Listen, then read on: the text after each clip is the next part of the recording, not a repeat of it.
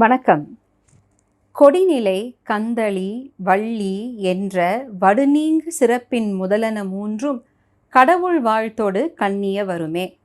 Where கொடிநிலை refers to the sacred tree in the sacred grove with its vine creepers that was worshipped by our ancestor, that today is symbolified in the kodimaram that we find in temples.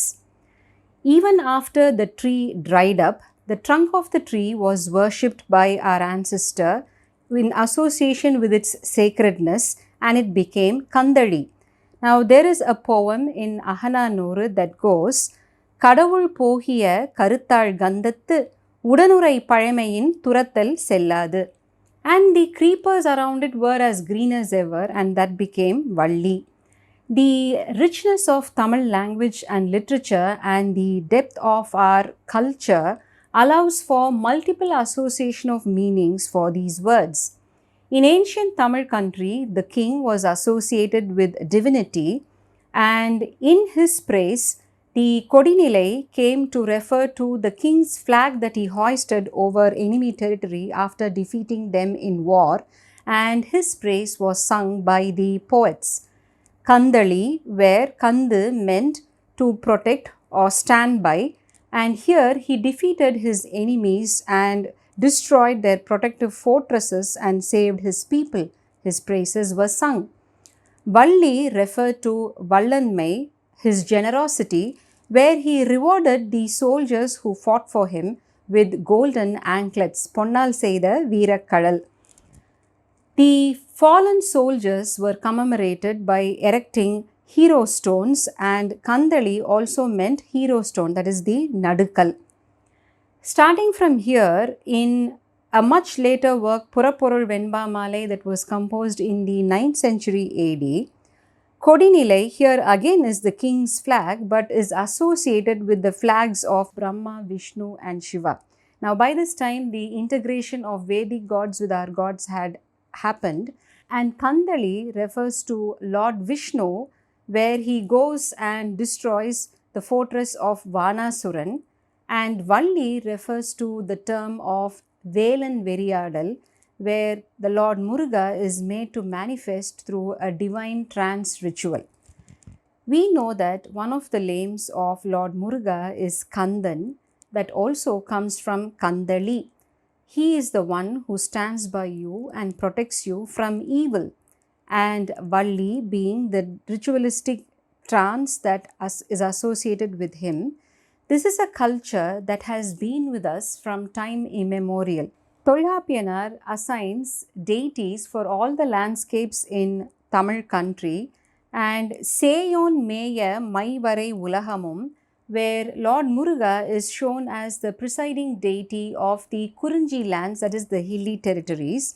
Again, Seyon from the root word se, which has very many meanings in Tamil: length, distance, long ago, antiquity, youth, the color red, and hence the planet Mars, which in Tamil is Sevvai, are some of the meanings of the word. And here it is more suitable to correlate the term say with antiquity or oldness, because Murugan has been worshipped by us since time immemorial. How long ago? From the time Tamil man settled in the Kurinji lands. Now, it is believed that when these regions were populated, the early Tamils first chose the Kurinji lands. Why? Early man didn't know how to create a shelter for himself, so he took refuge in the caves that were on the sides of the hills. So caves protected him from the sun and the rains, and in the night time from the wild animals outside.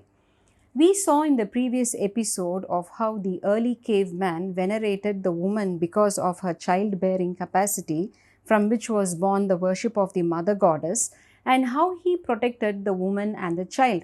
Well, when he went on the hunt, where did he leave them? Inside the cave. Not only that, he also took care of the old and the infirm. Now suppose one of the pack was injured in a hut, he was also left behind in the cave. So the cave came to be associated with a very protective element. Dr. Venkatraman, an art history professor of Madurai who inspired many of us to go into history and archaeology, mentioned in one of his lectures how the etymology of one of the names of Murugan, Guhan, came from Guhai, the cave.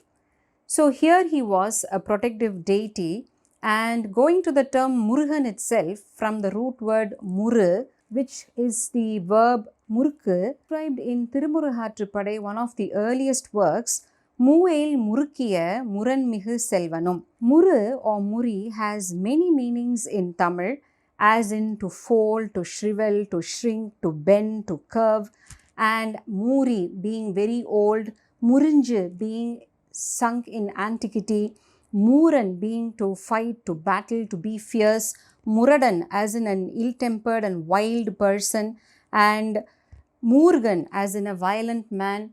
All these etymologies lead to an association of a fiery, protective, hunter god, a very angry god, as again shown in many places in Sangam literature.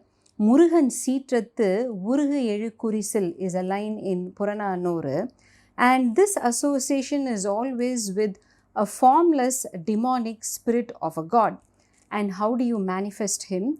Through a medium, a priest, the Velan, in a divine trance ritual known as Veriadal that took place in different kinds of situations. One of the contexts in which this Veriadal took place, which is oft found repeated in Sangam literature, is known as Kuriparthal. In English, we called it Sekophomancy, where the heroine is in love and is desperate to see the hero. She's unable to sleep, she's unable to eat, she's not herself. The friend, her Tori, knows the reason behind this, but the mother feels that something is wrong with her daughter and she's possessed by some evil spirit, and hence decides to arrange for a Kuriparthal. And the Kattuparthal or Kalanguparthal are two of its forms. So popular has this been that this is also recorded in a Tolhappiya Suthiram. Kalavalaraayinum Kamamer Padupinum Alavumigha Thondrinum Thalai Peய்து Kaninum Kattinum Kalanginum Veriyena Iruvarum Ottiya Thirathal Seidi Kannum is the Suthiram, where a lady priest called Kattuvachi or Kuratti came and she created a space filled with the grains and did this Sekophomancy or Kuriparthal. Whereas in the case of the man, he was called Velan and he used the Kalarchikai that you can see in this picture, kind of a system where today they use the conch shells, the chori, and this is called prasannam, very much still popular in Kerala. So this is a continuing tradition in Tamil country, and here P.L. Swaminathan, an IAS officer who has done extensive study of Sangam works, recalls of how he was able to witness a Velan Veriadal where in Mahe, a union territory which borders the northern part of Kerala in the Malabar coast, where he was administrator in the year 1962. What is most interesting is that the Velan Veriadal, where the name of the tribe itself is Velan, the rituals and customs that they followed are described to a T in the Tirumurugatrupadai. Nakirar, for the first time, has sung the concept of Arubadai Veedu in the Tirumurugatrupadai, of which one of the holy abodes of Lord Muruga is our own Palamudichole, and this is where he starts with describing of the Velan Veriadal. Velan Thaiya Veri Ayar Kalanum. First, the Kalam, that is this divine space, is marked out for conducting the Veriadal. There were no temples, so all this happened in an open space, and a geometric pattern was drawn on the grounds, which was known as Yandiram, and then again different gods had different patterns drawn, and then this space had to be purified. How? Siru Tinai Malarodu Viri Mariaruthu Varana Kodiyodu Vairpada Niri. Siru Tinai Malar, flowers were strewn, and Mari, a goat, was sacrificed and its blood was taken. Kurudi Chendinai Parappi Kuramahal Murugiyam Niruthu Muraninar Utka. Kurudi Chentinai. Millets or rice were mixed with the blood of the goat and were sprinkled all over this region to give it the sanctity. And the Velan was dressed in elaborate costumes with a big headgear which was known as Thotram. Murankol Uruvin Irandudan Udiyi Sennul Yathu Venpori Sidari. Uru here means color and Murankol meaning contrast colors. Sami notes how the Velan of the Malabar Hills wore a white dress with a red border, and Sennul Yathu, he wore a red color thread, that is the copper, in his hands, and Venpori, the rice flakes were also strewn all around. Murugan Nirutha. Instruments such as the Tudi and the Tondahapparai were sounded and a rhythmic beat was created, and from a rhythmic beat was created, and நெய்யொடு ஐயவி அப்பி ஐதுரைத்து குடந்தம் பட்டு கொழுமலர் சிதறி. Ayyavi is the small white mustard. A paste of this was made and the Velan smeared it on himself. This white mustard paste was supposed to ward off evil spirits. Well, Mr. Sami also denotes how in the Mahe region this was replaced by the sandalwood paste. And then Kudandam Pattu Aidu Uraithu. He starts incantations in a low tone, and Kudandam Pattu is often referred to as with hands in a salutary position. Mr. Sami records how after actually seeing the Velan, he understood what Kudandam Pattu was. The four fingers are bent and the thumbs are made to point at the chest of the Velan, which is called Atmasachi, and in this pose he starts his dance, and as the drum beats go into a frenzy and cymbals are sounded and the kombu, another horn instrument, is blown, Velan goes into a trance and he is possessed by the spirit of Muruga and he is ready to resolve the problem. The association continues till this day, as Mr. Sami points out, in the Theyyam ritual that happens in the Malabar regions. So, in ancient Tamil land, Murugu was a spirit god. Was he at all denoted by an image? To make this connect, we have to go to the Indus Valley, where Airavada Mahadevan has done an extensive study of the various symbols, and here he shows two signs, sign 47 and sign 48. Sign 47, as you can see here, is a sort of a stick figure with its knees bent towards his chest, all curved and shrivelly, and after extensive research, this figure has been established to name Murugu. And here is another figure, that is sign 48, where you see certain sticks protruding at the back that are supposed to denote rib cages, so a kind of a skeletal deity.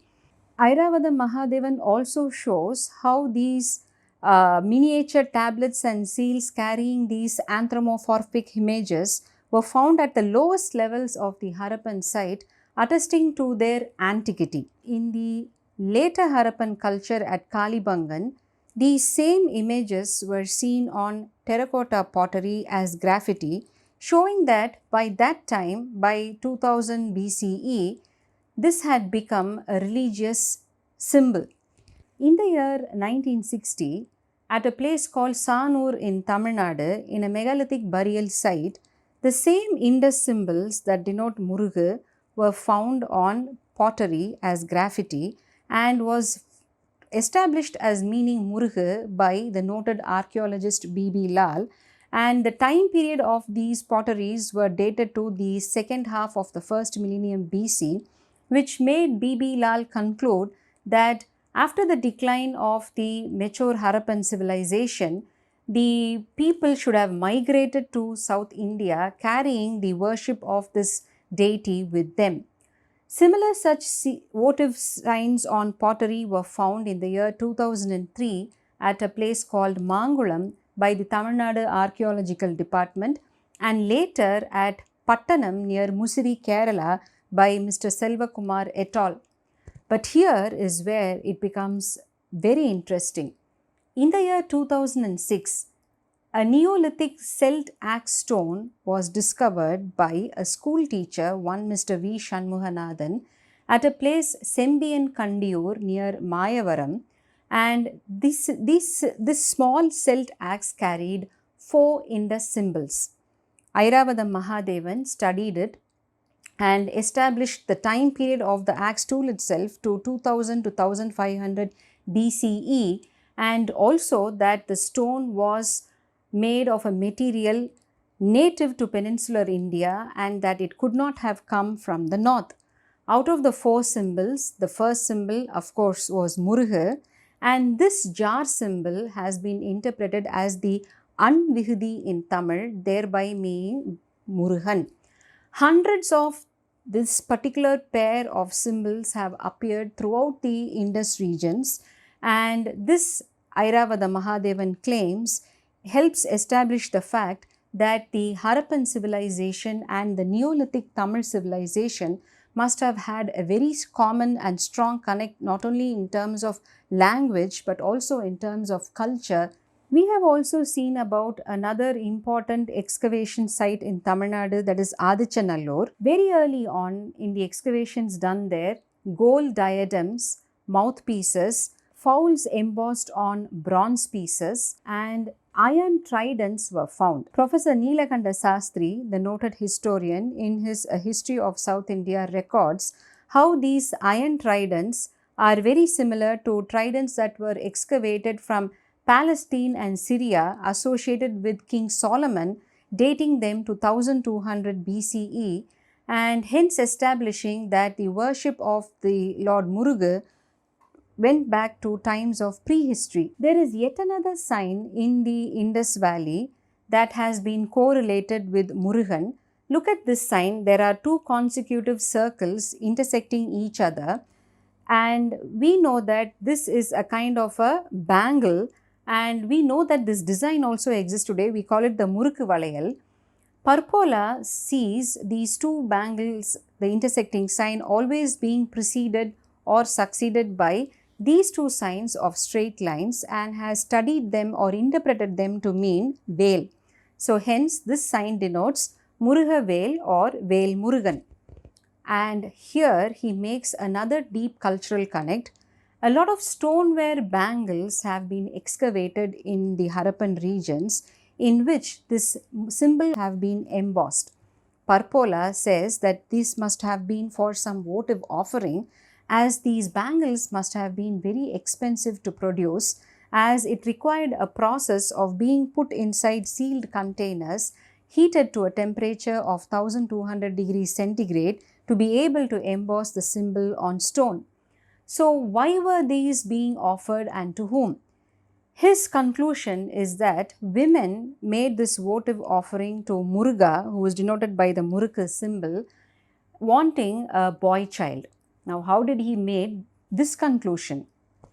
In one of the votive seal that carries the image of Veil Muruga, there is an upside down hanging animal, and this animal has been identified as the squirrel. And Parpola says how this association can be made only in the Tamil language, where the squirrel is called Anil Pillai.